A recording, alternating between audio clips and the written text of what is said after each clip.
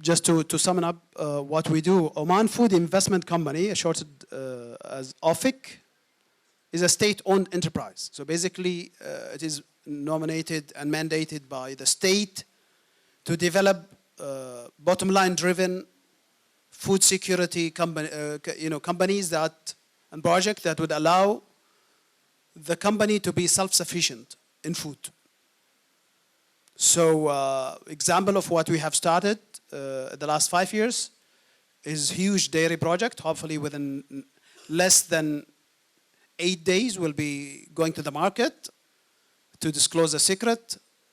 So in less than 8 days, you will see our dairy product coming to the market. This is a $250 million investment, one of its kind, state of the art, with a local sort of partnership from funds, private sector. The company that I run, which is a state-owned, only takes a minimum capital, 20%. The reason for that, we want them to run like normal businesses. Government initiative is good, enabling is better. However, we don't want to run the companies and be seen as government-owned.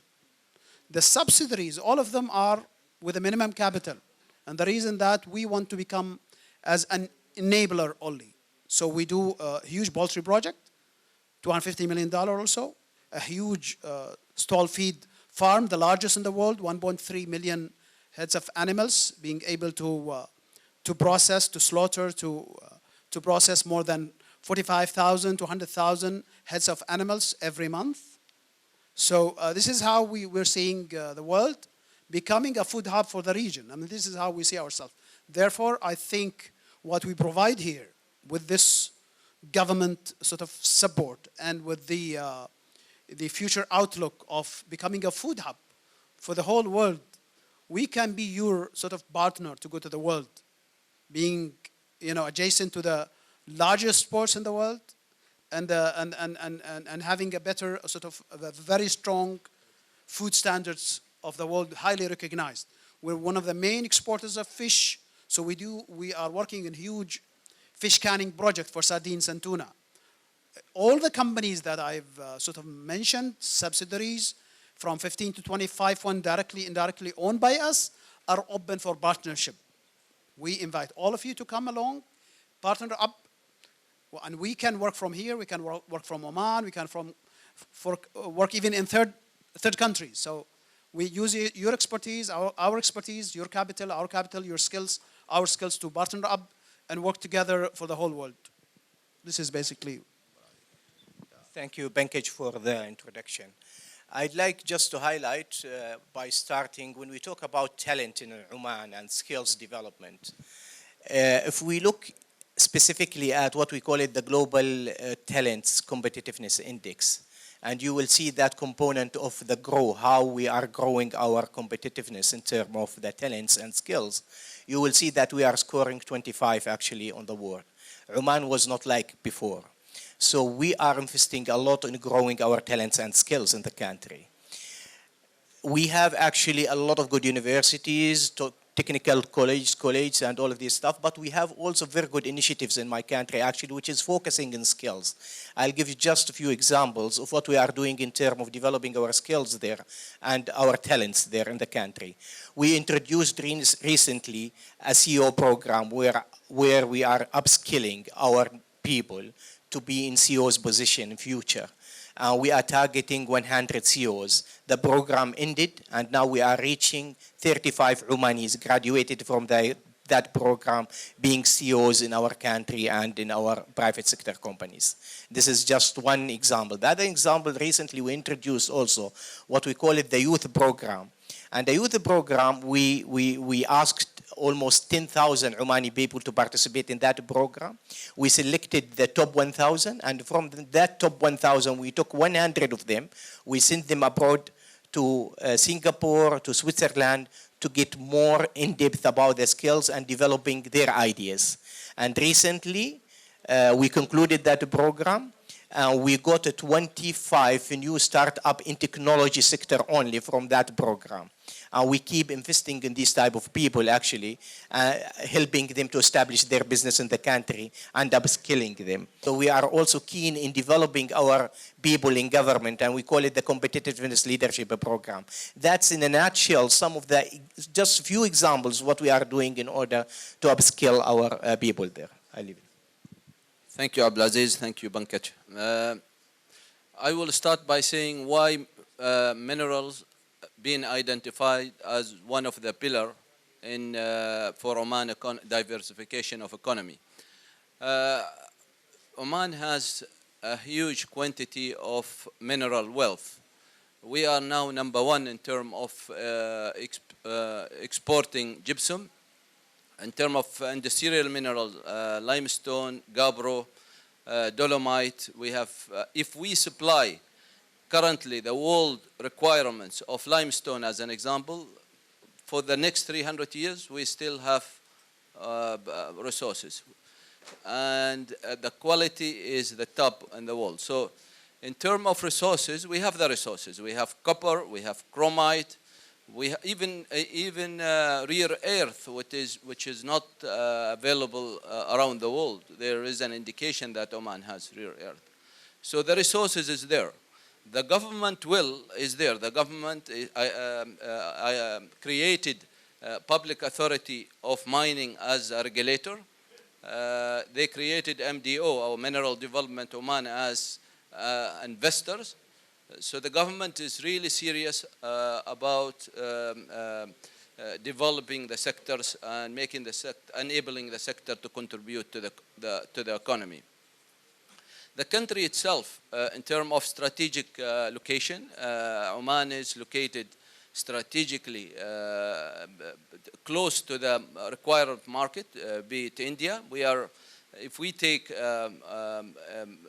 Bankash mentioned that the distance between Dukum Port, as an example, and Mandra Port is around 1,200 kilometers.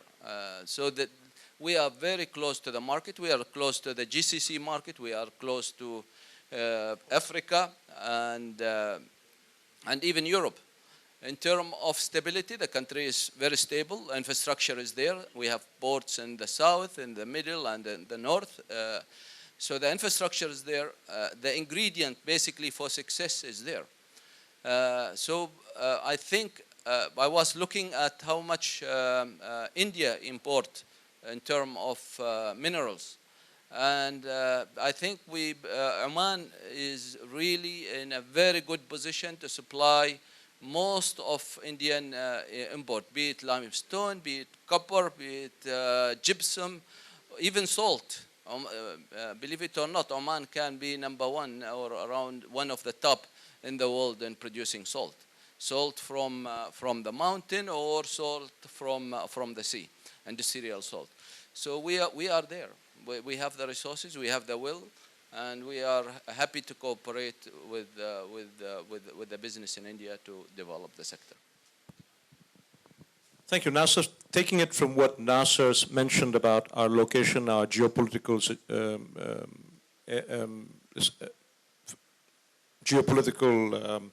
positioning, let me also mention that from an economic standpoint, we have an FTA with the GCC and the Arab League, which means that we have access to approximately 275 million people, which is the North Africa and the total Arab Peninsula, where our goods trade freely without any excise or tax. Number two, Oman is one of the very few countries in the world which has an FTA with America. American goods coming into Oman or Omani goods going into America are tax-free. So if you can position a manufacturing unit which has just approximately 30 to 40% value addition in Oman, your goods go into America tax-free. So whether you have a particular embargo or a preventive import tax going on certain Indian products, so I hear it's the new trend out of America these days, you may be able to use Oman to leapfrog over that tax structure. Having said that, let's just look at two areas. And let me start with asking my friend Salah Al-Shanfri over here. Salah, once you've satisfied the food security requirements of your country, and with such a large investment that you're talking about with 1.5 million heads of cattle, are you looking at an export as being your next plan B? Definitely. Value addition is the game that we're looking at. We're not thinking of exporting bulk food products. What we do today, because we have a surplus of fish, for example, we are manufacturing it. We used to export it raw. Today, we've decided to value add. So, for example, we used to export sardines to South America. Today, the plan is to can them, okay? Convert them to fish meals, convert them into oils. The same is with tuna. However, moving away from surplus foods that we have today, we're also looking at, looking at using that expertise and the know-how that we have gained over time, and the high standard that Oman is imposing on manufacturers to go to the world. Today, our fish is being exported to 70 countries, mostly Europe, all European countries. Every day, fresh fish goes from Muscat to the whole world, fresh by air. There are logistic companies, air logistics, are using Oman as their air base for the world, exporting food. So that's what Oman can offer. What Oman can offer today for Goans, for example, is to do your contract farming here. You collect the food here, bring it to Oman 1.5 days, process it, manufacture it, give it the Omani stamp, and go to the world because of the high standards and because of course of the FTA agreement, and because of the cheap energy and the affordable and good roads and a good network of airport ports system that allows Oman to become a huge logistic hub. This is what we're looking at, is become a future food hub, which means add value and export to the world. Thank you. Abdulaziz, you talk about building skills, building capability, building a new Omani middle to upper middle management within society. In time to come, in 5 to 10 years' time, do you see Omanis coming to the top 5 business schools in India, or do you see the need for the Indian business schools to address your requirements in Oman? That's really a spotted question. The floor is open actually for both sides, I think. I think nowadays with Indian focus on technology especially, there is a huge requirements for this type of skills coming to our country there. We launched that program for youth, and the main focus on that program is to develop our fourth industrial revolution level of students and level of people. So we are focusing on that age and give our people the knowledge. And I think India could play a fascinating role in that regard. And if we take it to the other side, about Omanis coming actually in this type of skills, yes, I'm pretty sure, and I think the Omani guys are getting and acquiring this knowledge so fast. And we are also keep sending our people abroad actually to learn from European countries. We are also sending them currently to US. But I think there is also a very good room actually, and I know for sure that a couple of Omani people are also coming to India now and start to learn from this well-reputed universities here. Nasser, coming back to the mines and mineral development, we have abundance of marble, some very beautiful marble, and our marble companies were actually set up with the Indian market in mind, till the Indian government put up a preventive excise tax on import of Omani marble. When do you think you'll be able to kind of surpass that at some point in time? We need to work together. If Indian companies want to work with you on on gypsum and limestone, we need to work with India on marble as well. Very good question. Absolutely. I mean, yes, you just said it. India put some hurdle into our export of marble to the country. However, I think there is a room to address the concern. Their concern is they want to import big blocks, and they want to process it here. And the concern of Oman also, we want to add values in Oman. So I think by dialogue we can overcome this challenge. The other opportunity when it comes, because marble is limestone actually, and we can process the limestone for the Indian steel industry. At the moment, India is importing limestone from all around the world. Oman is very close. We have one of the best, if it's not the best, I think it's the best quality. And we have the energy is reasonable. Prices, I would say, reasonable, much cheaper than here, definitely. The Indian companies can set up easy a business in Oman. So I think that there is a room to work together, definitely, to overcome this, yes. Just to give you a snapshot, the cost of electricity for industry in Oman is 3.5 rupees a kilowatt hour. The cost of land for building an industry on a 50-year usufruct agreement or a lease agreement with the government, which you can get within 30 days, is approximately 180 rupees per year. That's it, per square meter. Okay? So, considering these minor costs, the attractiveness to come and manufacture in Oman and use Oman's FTA agreements will be fantastic. Just to give you another snapshot, throughout the history of the Gulf War, whether it's Iran-Iraq war, the Syrian war, the escalations of what's happening in Yemen today, Oman has maintained cordial and extra cordial diplomatic relations with all the countries who went to war with whoever.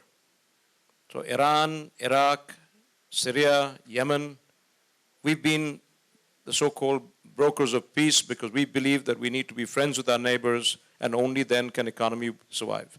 So going forward, as and when the American sanctions do lift, Iran is going to be a huge market for Oman.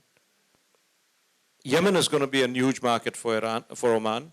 Between the two countries, between Yemen on one side and Iran on one side, we have 100 million population to address. So I think this is something that we're very excited about, that hopefully one day our neighbors will be our next economic bloc.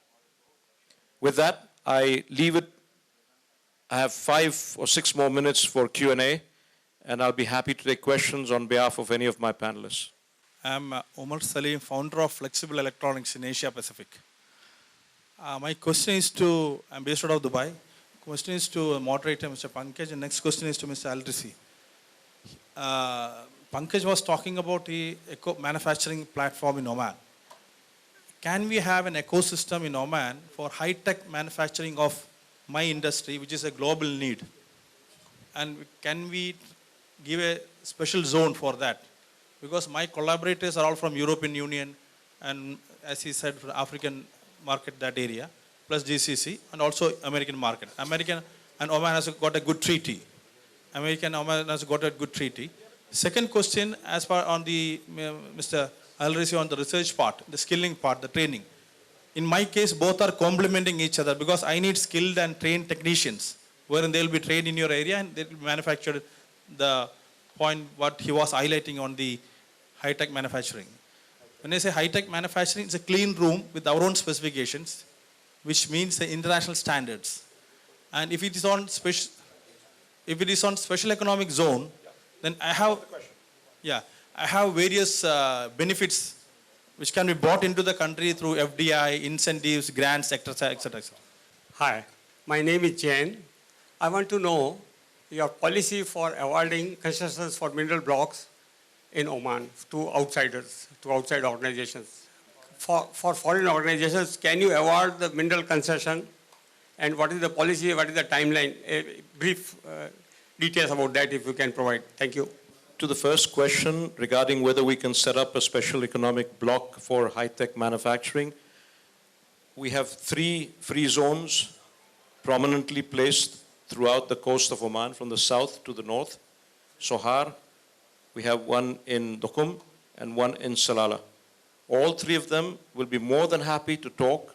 They're independently free to talk to either a cluster of companies or to an organization to say, yes, we'll form a cluster. And there is also a knowledge oasis where you want to develop software parks. That is also available, and small hardware manufacturing. Okay, so what I'll suggest is that after this meeting, if one of you could interact with any one of them. We also have ITHRA, ITHRA, the organization that promotes inward FDI into Oman and Omani product exports as well. So we have a representative from ITHRA. Would you please introduce yourself after you go? Stand up, and she'll be happy to take all your things. With reference to the second question, I'll pass on to Nasser. Thank you. I don't represent a public authority of mining, but I know the process. The process basically, they will, I think next month, they're planning to make like e-auction for concessions. And local companies or international company can participate on that. That is one way of doing business. The other way of getting concession in Oman is through us. We have concessions, and we can work with foreign investors at early stage. If they come at early stage to de-risk the project with us, we can work with them and de-risk the project, and then we invest together in the project. Or even sometimes we de-risk the project ourselves, and then foreign investors, foreign company can come and join us. Obviously, it will be at premium at that stage because the project is de-risked. I just want to mention, I forget to mention that all our port, it's outside the Strait of Hormuz. So in terms of security, insurance, it's not in the Gulf. And I readdress the issue of skills as well. So currently we have almost 15,000 Omani who's in IT-related majors in our universities and colleges. Those people will be graduating with the bachelor degree or higher diploma, but also we have that training fund. Let's say, for example, you are looking for specific skills, which is not, you cannot find it in the market. So we are funding also the training of these people, where you can get also the right skills for your manufacturing, whatever you have there. Well, thank you very much for this evening. We've finished our 30-minute allocated. Just one. Yeah, just I want to introduce some of my my fellow CEOs of companies that are dealing in food. So Engineer Adnan, he's the CEO of Oman Dates Company. He's a major manufacturer of dates that planning to export to India. And behind him is Dr. Nasser, who's the CEO of a milk collection. They already signed with Amul, okay, to do a milk collection facility. And we have a number of delegates, Mr. Salam and Mr. Salam, and then we have Talal in the backside. So we all, the group of Omanis, Abu Tariq is there, so the group of Omanis are around here. If you have any investment opportunities, you want to offer them, you want them to share with you, you can talk. So the 2 lines in the front, we have half of them are coming from Oman. People from ITHRA, we have 2 of them. And they can help you with answering any of your questions. Thank you very much.